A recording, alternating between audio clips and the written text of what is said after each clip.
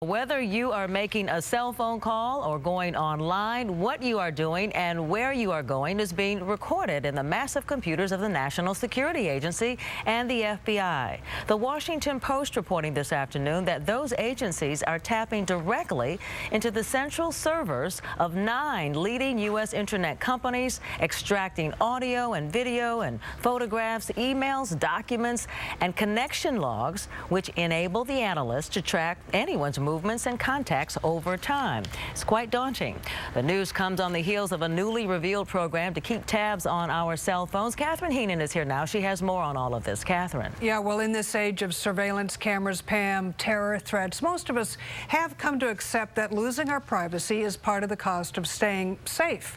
But what about the latest revelation that the government is constantly monitoring millions of cell phone customers? That's a little harder to swallow. They basically said to Verizon, give us your call logs. If they involve international calls, give them to us. If they involve domestic calls, give them to us. If they involve purely local calls, give them to us. We want all of them.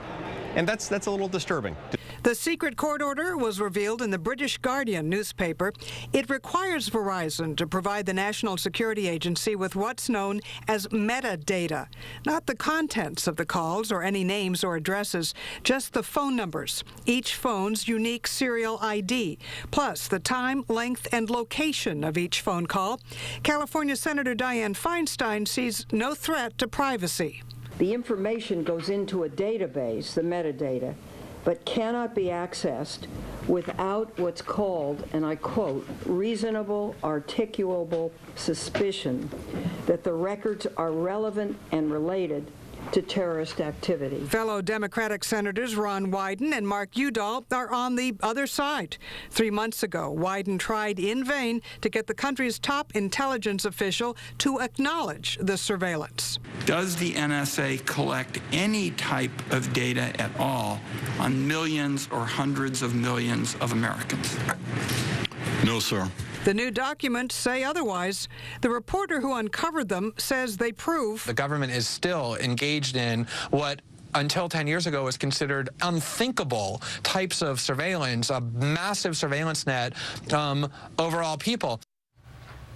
And we're just looking at this. As for internet surveillance, the Washington Post just a short time ago published this slide. This is from a government PowerPoint presentation marked top secret. It describes an internet data mining program. They call it Prism, and lists 9 internet companies from the date they began participating in that program, from Microsoft back in 2007 to Apple last year. Within the last hour, Apple and Microsoft said they would not provide information without a recorder. Grant? Oh, Catherine, a lot of people talking about this one, sounding off about this topic here on our KRON 4 Facebook fan page. Most people pretty outraged that the government is accessing our phone information. Take Josh, for instance. He says it's been that way since the Patriot Act. Our constitutional rights have been abused by W. Bush and Obama. Enough is enough. Voice your displeasure. Adrian, she's okay with the snooping. She says, lesson learned is don't be a terrorist. I could care less if the government listens to my phone calls about picking up the kids from baseball. If you have nothing to hide, then who cares? And if you would like to weigh in, you can always do so here on our KRON 4 Facebook fan page. Pam? Well, joining us now to talk about all of this is our political analyst, Michael Yaki. Okay, now we just heard Dianne Feinstein. She thinks this is okay. Republican Lindsey Graham thinks it's okay. So you have bipartisan support as well as bipartisans who are against this. What do you think? Well, first of all, I think there are 2 things. One, I don't know how really surprised people are given the fact that anyone who watches Zero Dark 30 knows what kind of technology the government has to trace you from place to place, number one. Number two, the tension is between freedom and your life. And this is the debate that probably should happen on Capitol Hill. I think the problem with this is that this has been a long-standing program. People really haven't paid much attention to it, but I'll bet you one thing. I think the AP subpoena broke the dam wide open. It's sort of like the unwritten rule back in the old days is that they wouldn't write about presidents' peccadillos. The press kind of had that unwritten rule. I think these subpoenas have been around for a long time. These programs have been around for a long time, but I think the AP subpoena broke the camel's back with the press, and now all this stuff is flooding out into the open, which I think is probably a good thing. The Electronic Frontier Foundation, which is one of the organizations very angry about this, they filed a lawsuit about a lot of this mining of data.